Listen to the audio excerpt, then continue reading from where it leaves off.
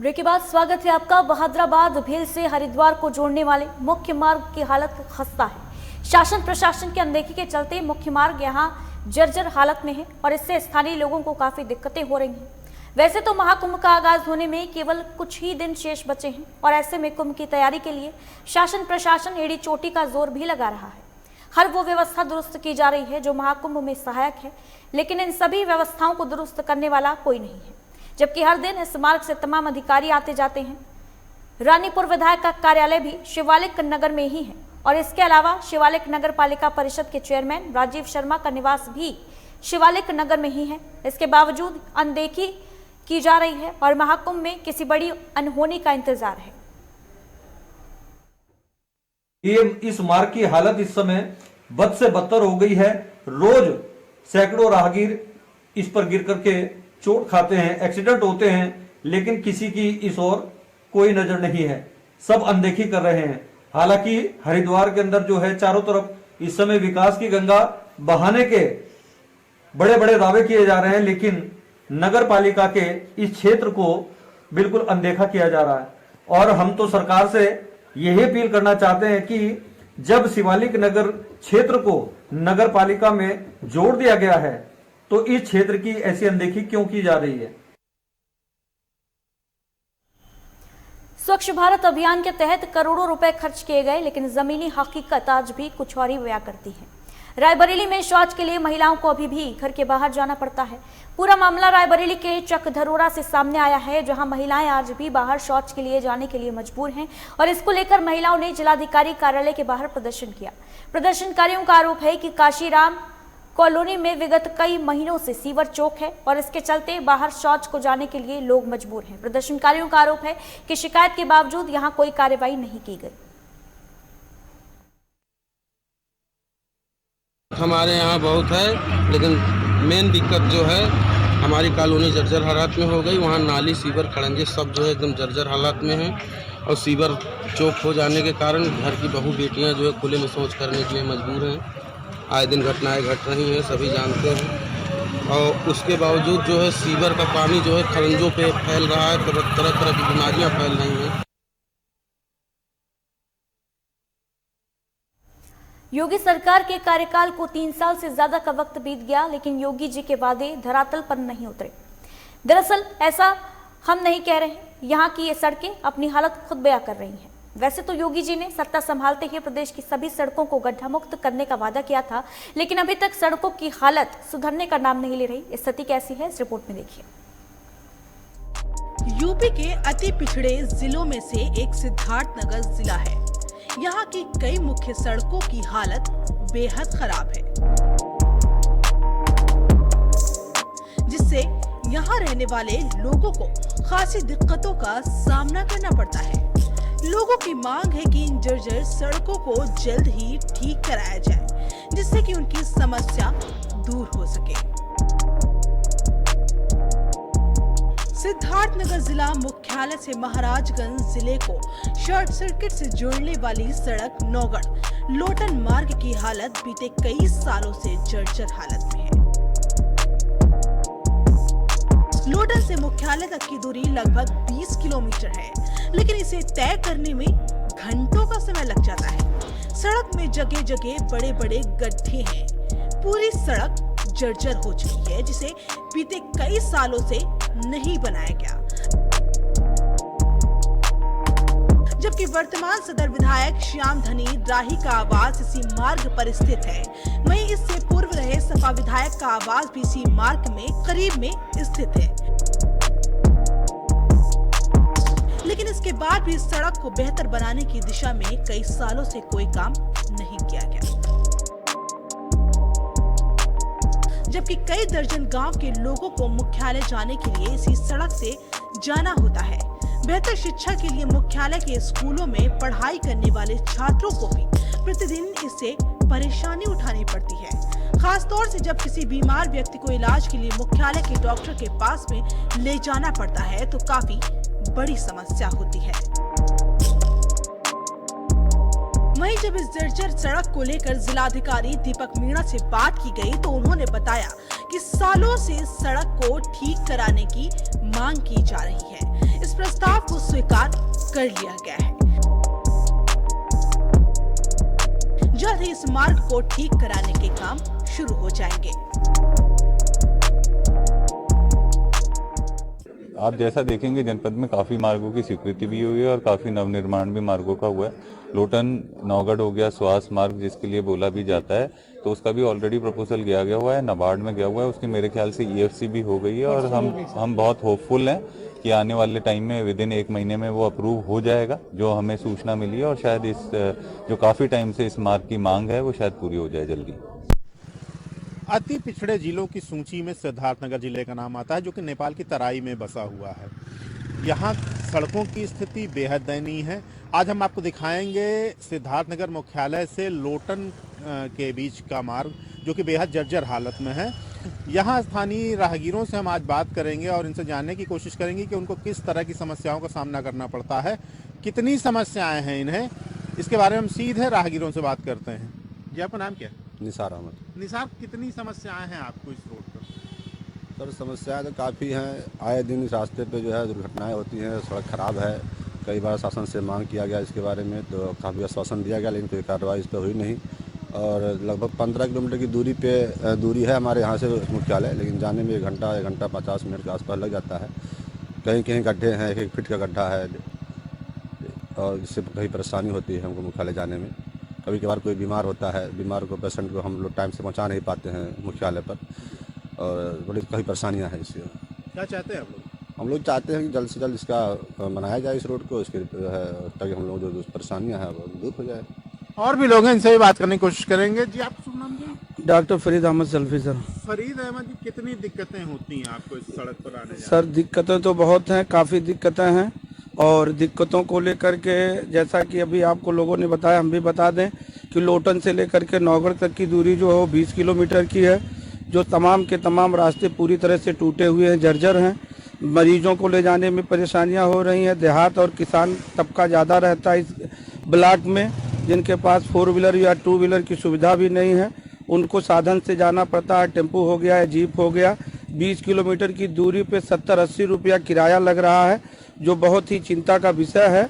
और रोड भी काफ़ी ख़राब है। कई बच्चे मुख्यालय भी पढ़ने जाते हैं, इधर उधर भी पढ़ने जाते हैं, जिनके बसेस खराब हो जाते हैं। आए दिन दुर्घटनाएं हो रही हैं। ये बहुत बड़ी समस्या हम लोगों के लिए है। हम लोग मांग यही कर रहे हैं सरकार से कि ये सड़क बन जाए। और सबसे बड़ा दुख हम लोगों के लिए इसमें है कि हमने 2 विधायक इसी क्षेत्र से दिया है। पूर्व के विधायक भी यहीं बगल ही हमारे गदा मरवा से थे। वर्तमान की विधायक जो भी 3 साल के हुए, लोग उनके ऊपर आवाज उठाते हैं, लेकिन हम उनसे ज्यादा दोषी तो पूर्व के विधायक को मानते हैं, क्योंकि उनका अपना घर था और उनके अपने घर के लोग थे। उनको ये सड़क बना देना चाहिए था, लेकिन वो फिर जो शीघ्र के नेता हैं और अच्छा काम किए पार्टी लेवल पे, उसी को लेकर के लोग वोट मांगते हैं, जो बहुत ही चिंता का विषय है। हम आग्रह करेंगे वर्तमान सरकार से, वर्तमान विधायक से, कि इस रोड के ऊपर ध्यान दें और कोशिश करें कि जल्द से जल्द ये रोड बन जाए। धन्यवाद। एक और सज्जन है, इनसे भी जानेंगे कि इनको कितनी समस्याएं होती हैं। जी, आपका नाम क्या है? अली अहमद। अली अहमद, कितनी समस्याएं आपको हो रही हैं? लगभग कितने वर्षों से यह हालत है इस पर बताइए। सर समस्याएं तो बहुत है, लगभग 7 साल से रोड खराब है, लेकिन जितने भी नेता आते जाते हैं वोट मांग लेते हैं कि रोड बनवाएंगे, लेकिन बनवाते नहीं है। कहीं कहीं देखा जाए तो 1 फीट तक का गड्ढा है, कोई अगर गिर जाता है तो उसका हाथ पैर भी टूट जाता है। और ये बन नहीं रहा। सरकार से यही गुजारिश है कि ये बनवा दे, ताकि हम लोग की सारी समस्याएं दूर हो जाए। और किस तरह की समस्याएं आती हैं? स्कूल बच्चों के जाने में बहुत समस्याएं हैं। कभी कभी बस भी खराब हो जाता है। 2-3 बार यहाँ भी एक्सीडेंट हो गया है। ठंडी में तो और ज्यादा दिक्कत है, दिखता भी नहीं है कोहरे से, और गड्ढा भी वही से ज्यादा है, और बहुत सारी समस्याएं हैं। क्या अपील करना चाहेंगे सरकार से यही अपील है कि जल्द से जल्द ये रास्ता बनवा दें, लोटन से और क्या नाम है नौगढ़ तक का। जितने जल्दी रास्ता बन जाएगा उतनी जल्दी सारी परेशानियां दूर हो जाएगी। इस तरह आप देख पा रहे होंगे, हमने कई राहगीरों से बात की। इन सबकी ये समस्या है कि इस मार्ग को जल्दी से जल्दी बनाया जाए, जिससे कि इनकी समस्याएं दूर हो सके। वीडियो जर्नलिस्ट सद्दाम खान के साथ अनिल तिवारी, लाइव टुडे, सिद्धार्थनगर। आगरा के जिला मुख्यालय से काफी दूर तहसील बाह को जिला बनाने की मुहिम फिर से तेज हो गई है। 6 दशक से उठ रही इस मांग के लिए 2 बार तहसील स्तरीय अधिकारियों से प्रस्ताव भी मांगे जा चुके हैं। बावजूद इसके इस दिशा में कोई गति देखने को नहीं मिल रही और इसके चलते एक बार फिर संस्था टीम भारती प्रमुख के सदस्य जैतपुर पहुंचे, जहां उन्होंने यहां के सामाजिक संगठन, दुकानदारों और अन्य लोगों से मुलाकात कर बाह को जिला बनाने की मुहिम में साथ देने की अपील की है। उन्होंने कहा कि बाह को जिला बनाने के लिए शासन स्तर में तेजी लाई जानी चाहिए।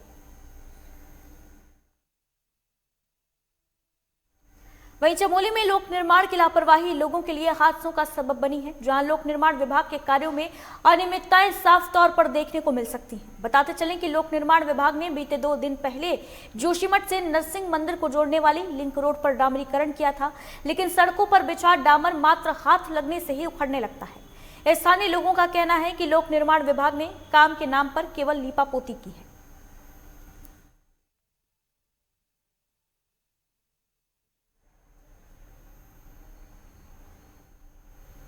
यहां वक्त एक छोटे से ब्रेक का, जल्द लौटेंगे।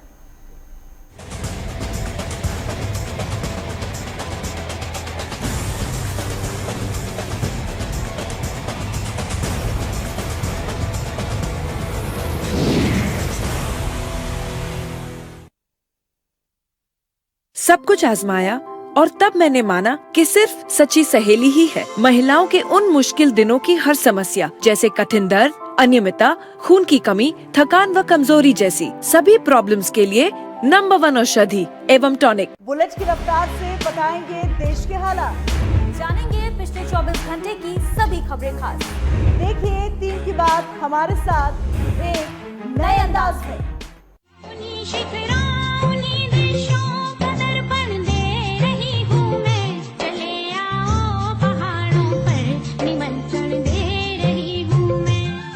ये ऊंचे ऊंचे पर्वत, इन नदियों की कलकल जहां, देवों की भूमि, गंगा की पावन धरा है वहां। केदार में बसते शिव, बद्री में विष्णु का बसेरा, हेमकुंड साहिब की श्रद्धा भक्तों को खींच लाती है यहाँ। हर मील पर बदलती है भाषा, हर रूप है सुंदरता की नई परिभाषा। उत्तराखंड दीदार है हर शख्स की अभिलाषा।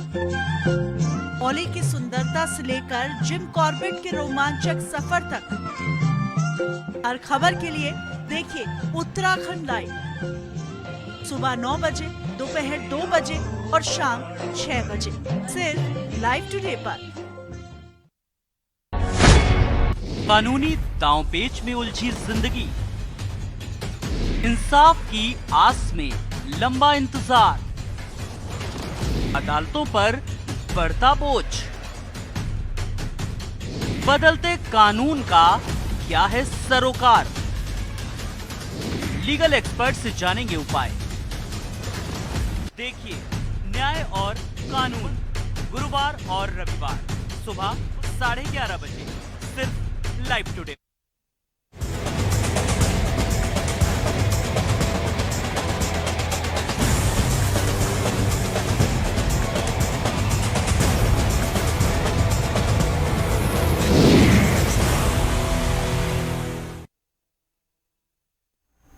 ब्रेक के बाद स्वागत है आपका। मिर्जापुर नगर पालिका परिषद बेहद जल्द नगर निगम बन जाएगा। इसको लेकर कवायद भी तेज कर दी गई है। पालिका की बैठक के दौरान इस पर चर्चा हुई। इस चर्चा के दौरान पालिका अध्यक्ष, एसडीएम, सदर, अन्य अधिकारी, कर्मचारी मौजूद रहे। वहीं पालिका अध्यक्ष मनोज जायसवाल ने बताया कि शासन की मंशा के मुताबिक उसके अनुरूप नगरीय क्षेत्र का तेजी से विकास करने के लिए ये बेहद जरूरी है और इसके लिए 22 दिसंबर को नगर पालिका बोर्ड की बैठक में प्रस्ताव पारित कराकर शासन को भेजा जाएगा। वहीं शासन से हरी झंडी मिलते ही नगर पालिका परिषद नगर निगम बन जाएगा। अध्यक्ष जी, ये बताएं कि नगर पालिका परिषद मिर्जापुर को नगर निगम बनाने की कवायद चल रही है, क्या तैयारियां हैं और क्या जनता को लाभ मिलेगा इससे? देखिए, उत्तर प्रदेश के माननीय मुख्यमंत्री श्री योगी आदित्यनाथ जी ने शहरी क्षेत्रों के विस्तार के लिए, विकास की दृष्टि से पूरे प्रदेश में जो अपने नगर पालिका और नगर पंचायत है उसकी सीमा विस्तार की एक योजना बनाई है। उसी योजना के तहत हम सब भी मिर्ज़ापुर नगर पालिका क्षेत्र की सीमा विस्तार के लिए प्लानिंग कर रहे हैं और कल हमने नगर पालिका प्रशासन और तहसील प्रशासन के साथ मिलकर ऐसे 90 गांव चिन्हित किए हैं जिन्हें हम सब नगर पालिका परिषद की सीमा में बढ़ाने का काम करेंगे। 1735 में मिर्जापुर की स्थापना की गई थी और उसके बाद नगरीय क्षेत्र के विकास के लिए नगर पालिका परिषद मिर्जापुर का गठन किया गया। तब से लेकर अब तक नगर पालिका परिषद मिर्जापुर ही नगरीय क्षेत्र के विकास का कार्य देख रही थी। लगातार बढ़ रही जनसंख्या और क्षेत्रफल के साथ ही अब इसे नगर निगम बनाने की कवायद तेज कर दी गई है। पालिका अध्यक्ष मनोज जायसवाल ने बताया कि 22 तारीख को नगर पालिका बोर्ड की बैठक में इसके लिए प्रस्ताव बनाकर शासन को भेजा जाएगा। इस नगर निगम में नगर पालिका क्षेत्र के 7 किलोमीटर परिधि के आसपास के 90 गांवों को शामिल किया जाएगा। शासन से नगर निगम की हरी झंडी मिलते ही उन ग्रामीण क्षेत्रों में भी शहरी तर्ज पर विकास किया जाएगा। वीडियो जर्नलिस्ट लक्की के साथ Rajan Gupta, live today news, Mirzapur.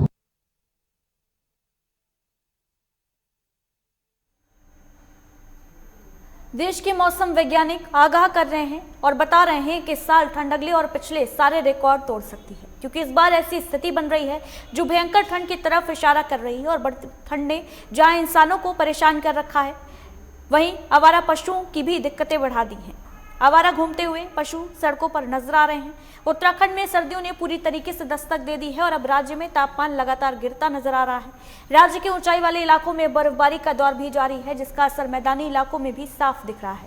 कड़ाके की ठंड ने इंसान के साथ साथ बेजुबान पशु पक्षियों को भी परेशान किया है और बढ़ती ठंड का सितम लगातार जारी है। जानवर इस ठंड का सितम झेल रहे हैं और इंसान तो बचाव के लिए उपाय कर लेते हैं, लेकिन बेजुबान जानवर क्या करें। ऐसे जानवर मजबूरन किसी कोने में खड़े होकर जानवरों को सर्दी का सितम झेलना पड़ रहा है। वहीं ठंड से ठिठुरते आवारा पशुओं के लिए जब नगर निगम के सहायक नगर आयुक्त से बात की गई तो उनका कहना है कि नगर निगम द्वारा आवारा पशुओं को अपने स्तर से भी देखा जा रहा है ताकि उन्हें किसी तरीके की कोई समस्या ना हो। और साथ ही गौशाला निर्माण का कार्य प्रगति पर है। जल्द ही गौशाला तैयार होने के बाद आवारा पशु जो घूम रहे हैं उन्हें गौशाला पहुंचा दिया जाएगा।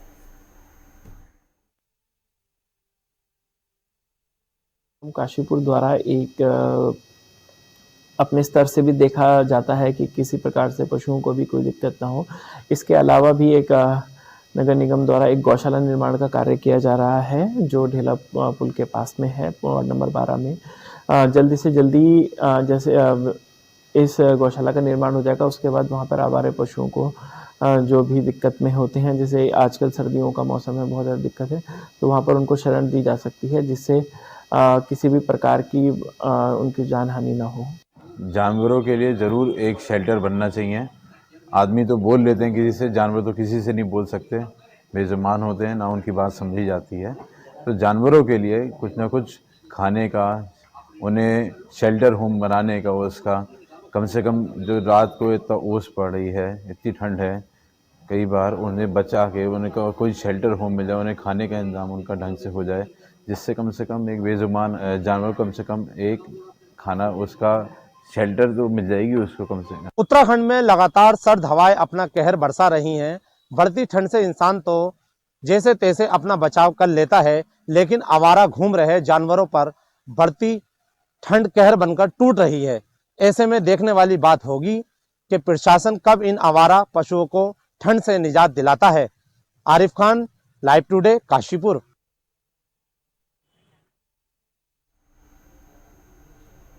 पहाड़ी इलाकों में हो रही बर्फबारी से मैदानी इलाकों में शीतलहर का प्रकोप बढ़ गया है। लोग ठंड से ठिठुर रहे हैं, तो वहीं आगरा में ठंड को लेकर प्रशासन की तरफ से कोई व्यवस्था नहीं की गई है।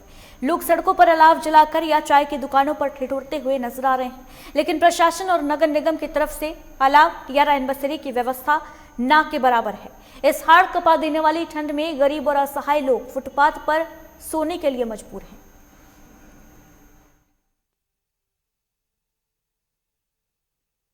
सर सर्दी तो बहुत पड़ रही है इस टाइम, सर्दी बहुत तेजी से आ रही है। लोग आप नगर निगम की तरफ से अलाव वगैरह, लकड़ियाँ वगैरह नहीं अभी कोई उपाय नहीं है ऐसे ही नगर निगम की तरफ से। लोग अपने आप लाते हैं, आग जलाते हैं और चाय पीते हैं। सर्दी का सिस्टम रात में काफ़ी हो जाती है, बहुत ज़्यादा पड़ने लगी है किस तरह से लोग जो मुसाफिर आते हैं वो किस तरह से सर्दी से बचने की कोशिश करते हैं? चाय पीते हैं, आग जलाते हैं? चाय पी रहे हैं और कुछ ऐसे ही घूम रहे हैं बेचारे सर्दी के हमारे, कोई कोना देखते हैं जहाँ बैठ जाएं। सरकार की तरफ से कोई अलाव या नहीं, सरकार की तरफ से कोई अलाव नहीं, ना कोई नहीं, कुछ अलाव नहीं, कुछ नहीं, ना पहले लकड़ी जलती थी वो भी नहीं है।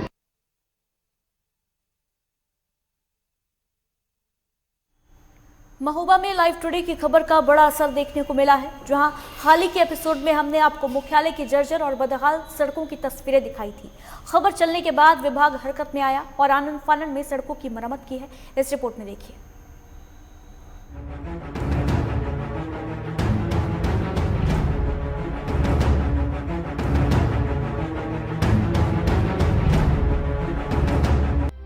महोबा में लाइव टुडे की खबर का असर देखने को मिला, जहां मुख्यालय की जर्जर और बदहाल सड़कों को लाइव टुडे ने प्राथमिकता से दिखाया था। खबर चलने के बाद जिला प्रशासन की नींद टूटी और मुख्यालय की सड़कों को गड्ढा मुक्त करने के लिए तेजी से अभियान चलाकर काम कराया गया, जिसके बाद शहर चरखारी बाईपास सड़क के पास ही अन्य सड़कें भी गड्ढा मुक्त हो गई हैं, जिससे आम लोगों को सड़क दुर्घटनाओं के साथ जाम की समस्या से भी निजात मिल पाई है। ये मतलब बाईपास रोड से मतलब यहाँ चरखारी की रोड परमानेंट जाने के लिए ऐसा रहता, तो यहाँ पहले बहुत गड्ढे भी थे और यहाँ एक्सीडेंट अक्सर होते रहते थे। अब ये सड़क बहुत अच्छी बन गई है, मतलब कि यहाँ सीधे दिक्कत भी नहीं है, मतलब लोगों को निकलने में कुछ भी नहीं है। बीते कई सालों से महोबा मुख्यालय की सड़कें बदहाल व जर्जर थीं, जिससे आम लोगों को भारी समस्याओं का सामना करना पड़ रहा था। गड्ढों में वाहनों के गिरने से आए दिन सड़क दुर्घटनाएं होती थी, जिससे लोग काफी परेशान थे। शिकायतों के बावजूद भी आला अधिकारी सुनने को तैयार नहीं थे और साथ ही जाम लगने की वजह से आवागमन बाधित होता था। ये मार्केट के लिए तो बाईपास राट क्या दिक्कत? बहुत खड्डी थी, एक्सीडेंट भी होते थे। एक हमारे रिश्तेदार का भी हो गया था। अच्छा, इसी साल फ्लड से। अब तो ऐसी सड़क सही बन गई। शहर की सड़कें बदहाल और गड्ढों में तब्दील हो चुकी थीं, जिससे लोगों को काफी दिक्कतों का सामना करना पड़ता था। लेकिन जब लाइव टुडे ने जर्जर और बदहाल सड़कों को प्राथमिकता से दिखाया, जिसके बाद अब मुख्यालय की जर्जर और बदहाल सड़कों का नजारा ही बदल चुका है, जिससे लोग काफी खुश नजर आ रहे हैं। बीते कई दिनों से महोबा मुख्यालय की जर्जर और गड्ढा युक्त सड़कों को लाइव टुडे ने अर्बन अपडेट में प्राथमिकता से दिखाया, जिसके बाद लाइव टुडे की खबर का असर हुआ और प्रशासन नींद से जागा।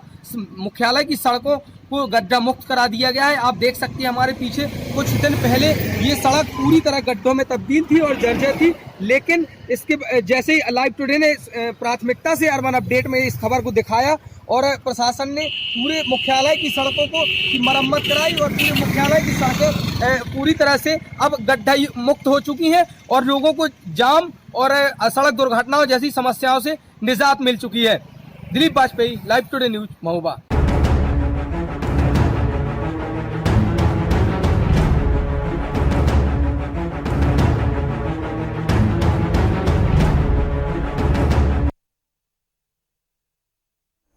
वहीं हरदोई की प्रमुख नगरपालिका के आवास विकास की हालत बद से बदतर है। जनपद का आवास विकास जहां रिहायशी मोहल्लों में शुमार है, वहीं नगरपालिका के जिम्मेदारों ने यहां स्थित एक तालाब को कूड़ा कचरे से पूरी तरीके से पाट रखा है और जिस वजह से यहां रहने वाले लोग बीमारियों से त्रस्त हैं। कई बार शिकायतों के बाद भी नगरपालिका के जिम्मेदार इस तरफ पूरी तरीके से लापरवाह बने हैं। वहीं स्थानीय लोगों की माने तो कॉलोनी में कई लोग संक्रमित बीमारियों की चपेट में आकर परेशान हो चुके हैं।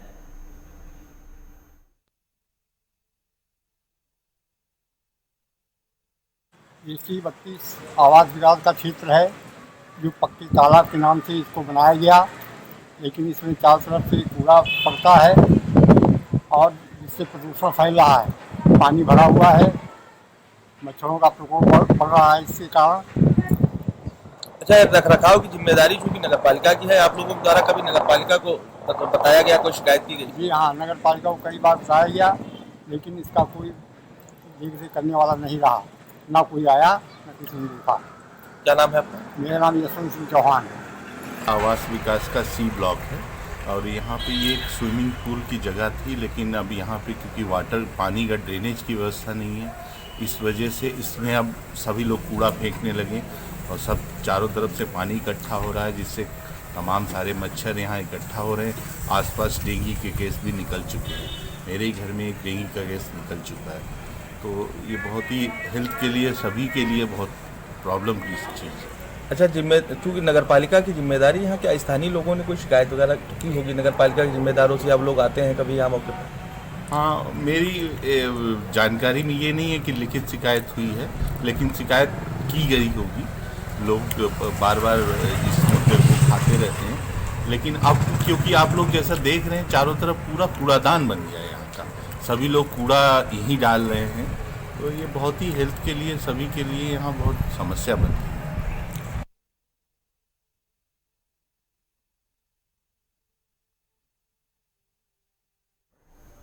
और इसी के साथ आज के एपिसोड में बस इतना ही। दीजिए इजाजत, नमस्कार।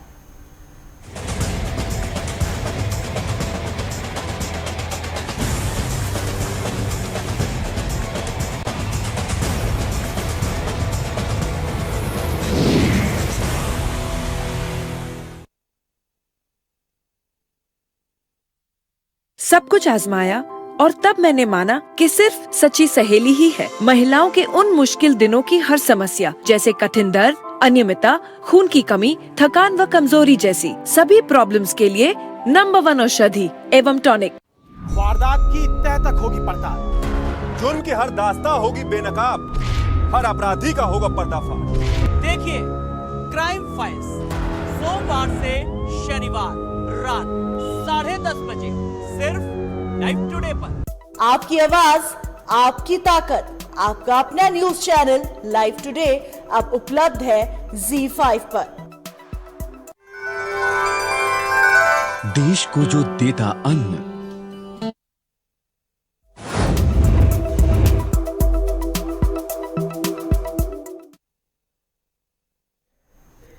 नमस्कार, स्वागत है आपका। सीधे रुख करते हैं अयोध्या, जहां मुख्यमंत्री योगी आदित्यनाथ कार्यक्रम को संबोधित कर रहे हैं। प्रधानमंत्री मोदी जी के आह्वान पर आप सब ने भारतीय जनता पार्टी को वोट देकर के सरकार बनाई थी और सरकार बनाने के बाद जब आप लोगों ने जो भारतीय जनता पार्टी का लोक कल्याण संकल्प पत्र था कि हम किसानों के 1 लाख रुपए तक के कृषि ऋण को माफ करेंगे और हमारी पहली ही कैबिनेट में यह निर्णय लिया, तो वह पैसा सीधे किसान के खाते में बैंक में गया और बैंक का कर्जा स्वतः ही माफ होकर के हमारे सांसद, हमारे विधायकगण किसानों के पास सर्टिफिकेट लेकर के पहुंचे थे कि सर्टिफिकेट आपका है मतदाता, ये आपका सर्टिफिकेट है, अब आप कर्ज से मुक्त हुए हैं। यानी कर्ज से मुक्त होने का मतलब आपके जीवन में खुशहाली लाना हमारा दायित्व है। उस दायित्व के लिए हम सब आपके साथ जुड़े हुए हैं। भाइयों बहनों, यही तो शासन की मंशा है। याद करिए, जब 2014 में प्रधानमंत्री के रूप में शपथ ग्रहण करने के तत्काल बाद मोदी जी ने इस देश को अपने संबोधन में एक ही बात कही थी। उन्होंने कहा था कि हम लोग इस देश के अंदर गांव के लिए, गरीब के लिए, किसान के लिए, नौजवान के लिए, महिलाओं के लिए बिना भेदभाव के कार्य करेंगे, उसके अनुरूप योजनाएं बनाएंगे। योजना में कोई भेदभाव नहीं हुआ। भारत का नागरिक, 135 करोड़ की आबादी का कोई भी नागरिक शासन की योजनाओं से लाभान्वित हो सकता है। उसकी एक पात्रता तय कर दी, पूरे देश के अंदर से समान रूप से लागू कर दिया गया। प्रधानमंत्री आवास योजना क्या किसी का चेहरा देख करके दिया गया? नहीं। जो पात्रता थी, और इसकी पात्रता जब तय हो रही थी 2011-12 में, तो उस समय न प्रधानमंत्री के रूप में मोदी जी थे, न मुख्यमंत्री के रूप में मैं था, लेकिन पात्रता जो विपक्ष ने तय की वह तो योजनाओं का लाभ गरीबों को, किसानों को, नौजवानों को, महिलाओं को नहीं दे पाया, लेकिन प्रधानमंत्री बनते ही मोदी जी ने वह कार्य करना प्रारंभ कर दिया। चाहे वह आवास की सुविधा हो, शौचालय की सुविधा हो, विद्युत कनेक्शन का है, रसोई गैस का है, आयुष्मान भारत का है, ये सभी योजनाएं तो दी ही। लेकिन अगर किसानों के बारे में हम देखेंगे, सॉयल हेल्थ कार्ड से लेकर के प्रधानमंत्री फसल बीमा योजना, प्रधानमंत्री कृषि सिंचाई योजना, वन क्रॉप मोर क्रॉप के साथ, तकनीक के साथ खेती किसानी को जोड़